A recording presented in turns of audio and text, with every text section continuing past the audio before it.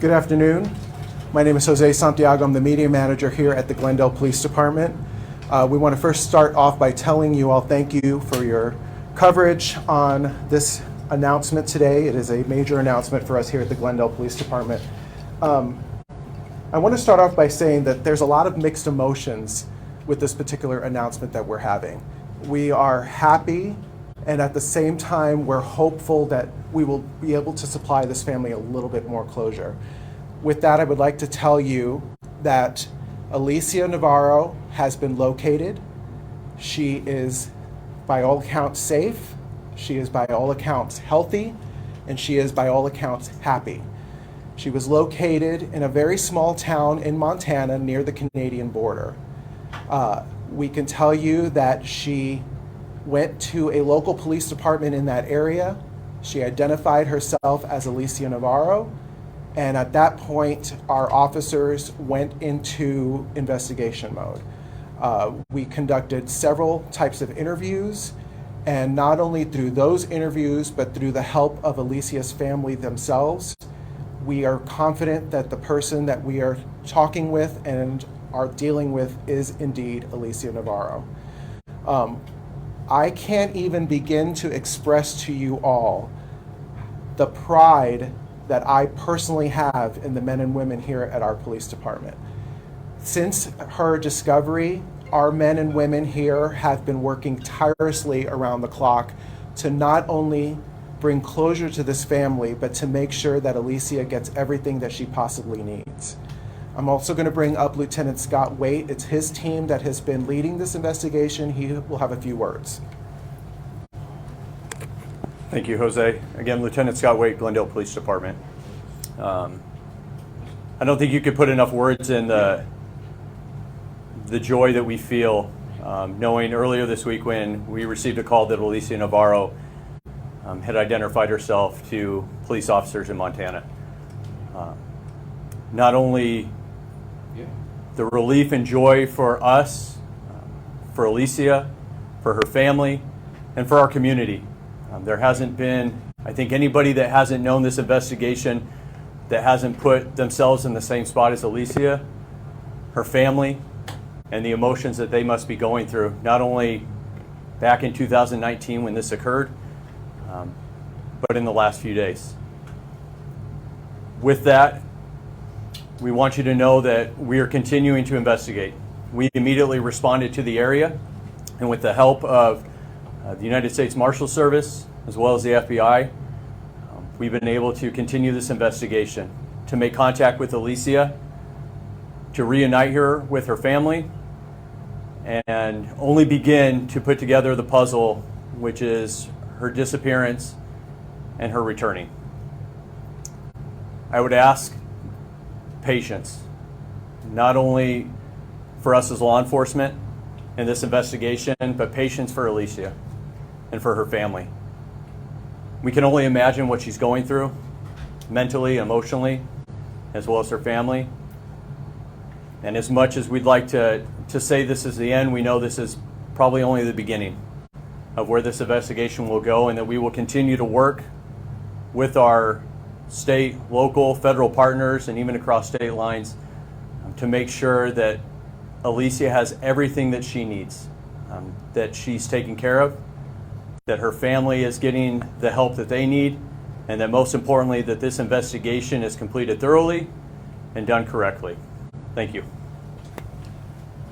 Just to quickly echo what Lieutenant Waite just said, this case is far from over. We do have the resolution that we have located Alicia, but there's still a lot of questions that will still need to be answered. There's still a lot of investigating that not only our employees have to do, but as well as these other partnering agencies. So once again, we are asking that you all have patience with us. We will supply information as it becomes available. And we also have a message from Alicia herself, who is asking for privacy. This has been a traumatic situation for her, as you can imagine, but she is looking to be able to move on in her life. She's looking to build a life for herself, and she's asking for some privacy and patience as well.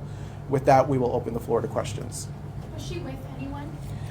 Right now, we don't know if she's been with anyone for the length of time that she's been missing. We're still investigating that actively. We can tell you that when she showed up to the police department, she was by herself. She's been by herself each time, and she's been cooperative. As you put these puzzle pieces together, are you thinking that this was a runaway situation, a possible kidnapping, or are all options kind of on the table? We certainly don't want to eliminate any options. From the statements that she made, this started as a runaway situation. She reiterated as much. But there are, of course, more dynamics at play as you start to put together the puzzle. I would say that all options are on the table, and we will not discount anything until we've done a full and complete investigation. And also, I want to point out that we have Phil Bates with the FBI here that is also willing to answer any questions that you might have. How old is she currently?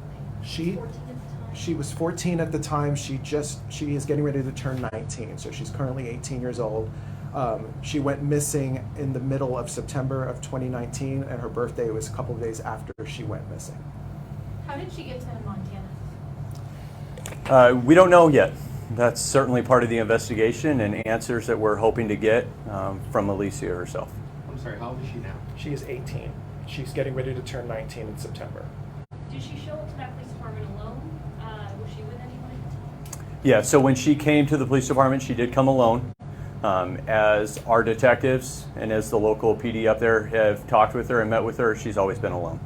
Did you say the name of the town that she went to? At this time, we're not going to release that information, not only out of respect for Alicia and her privacy, but this is a very small town.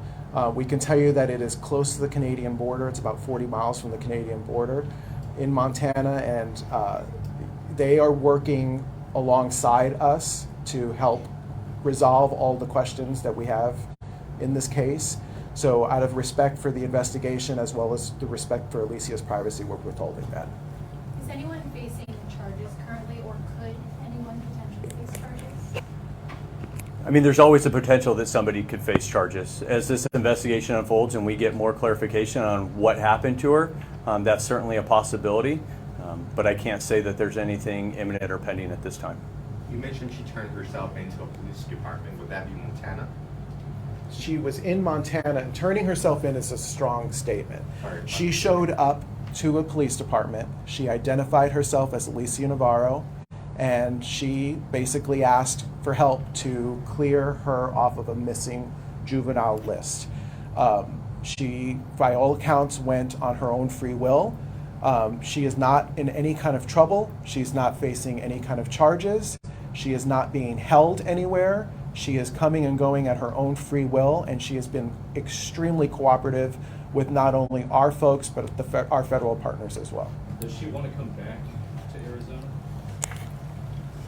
I still think it's really early in her healing process as to where she wants to stay, and that's certainly up to her, and we will help her in any way possible to make sure that she is in her best situation and the most comfortable that she could possibly be. I know that her mom has been searching for her since she went missing. You said that you were able to reunite her family and her. Were you there for that? Can you describe what that was like? Emotionally overwhelming, not only for the mother, but for Alicia herself.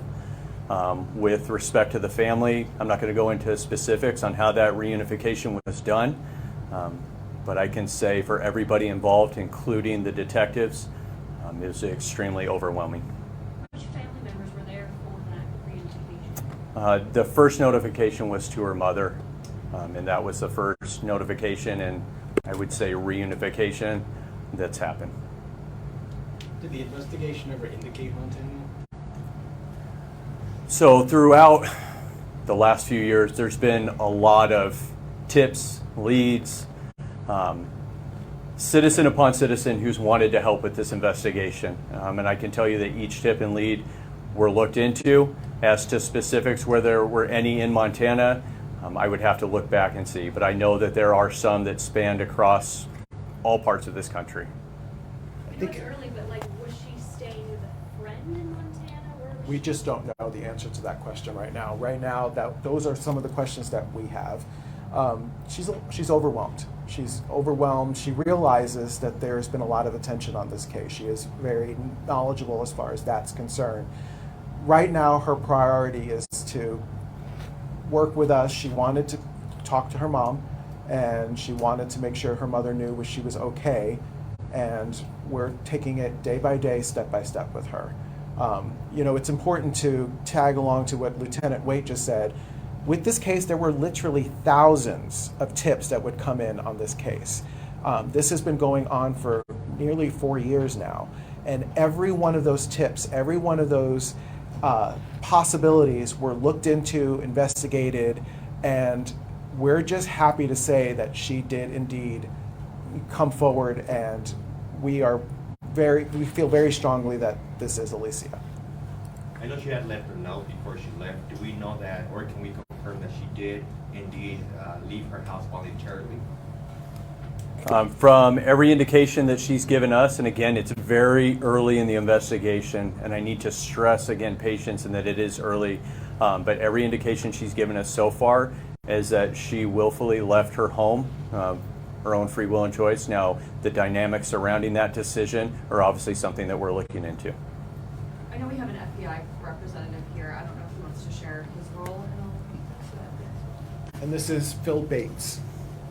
As with every missing juvenile case, the FBI assists our state and local partners with intelligence gathering and with other resources as necessary. And this is no different in this case. We provided support to the Glendale Police Department and will continue to support both here in Arizona and in Montana. What are the next steps in a case like this?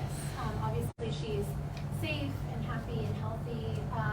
At this point, no indication that anybody is being charged with any sort of crime. But what are the next steps? What does your investigation look like from here? Complex. It's multifaceted. There's two parts to it. In any investigation like this, there's a criminal element. Of course there is. We want to search and find the answers. If there was any criminal intent behind it, certainly not from her, but from others involved. And then there's also the assistance side of it. To us, she is a victim, and we need to provide services to her, whether that be mental or just health-wise, or just helping her get her life back in order. So there's certainly a lot of different things that we want to make sure, not only for Alicia, but her family, that we cover all the steps that we can. Did she need medical attention after she turned herself in, or she showed up at the station? I can say that she didn't require any immediate medical attention or any medical attention since we've been with her. Again, I think Jose stated well, she seems happy and healthy to the extent that she can be, given the circumstance. But that's certainly something that we want to help provide for her and make sure that if she hasn't seen a doctor in the last few years, that those are things that we are able to provide for her and make sure that she has everything necessary to really move on with her life and enjoy the rest of her life. Was there any social media involvement, things that we did speak on when she first left, that somebody probably did speak to her and convince her to house through social media? Could that be the case?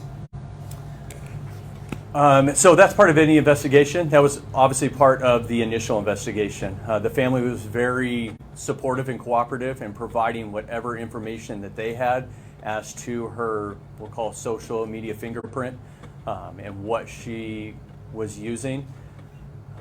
I can tell you that we followed those leads extensively. We continue to follow them. We continue to look back from the very day, minute, hour that she left and try and go down every lead that we can to see if that'll provide answers. And certainly now that hasn't stopped and will continue.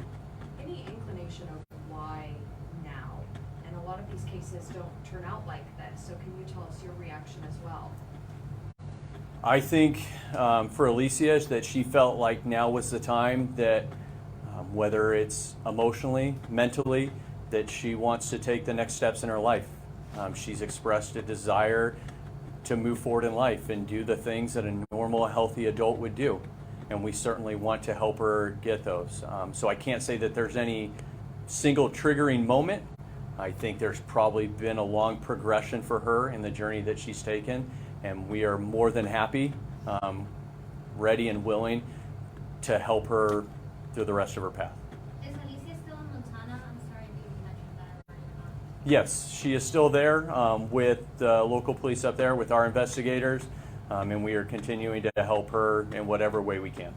Can you tell us when she went to a police department? Was it within the last few days? Within the last few days. Once we wrap up this press conference, we will be emailing out to your desks a photograph that was taken of her when she arrived at the police department. I will tell you, just to be direct, she doesn't look much different than she did when she disappeared. She is 18 years old, she's getting ready to turn 19, but her appearance is still that of a very young-looking young lady. Besides the photograph that we will be releasing, we will send 2 very small video clips of a very small portion of interviews that were done by our officers via FaceTime prior to seeing her face to face. Alicia is, by all accounts, again, she just appears to be in good spirits. She really just wants to move on with her life. She is very apologetic to what she has put her mother through, has expressed that, and she understands that she caused a lot of pain to her mother, and it was not intentional on her behalf, and she's hopeful that they can have a relationship. If there's no further questions, we're going to wrap it up there. Thank you, guys. Thank you.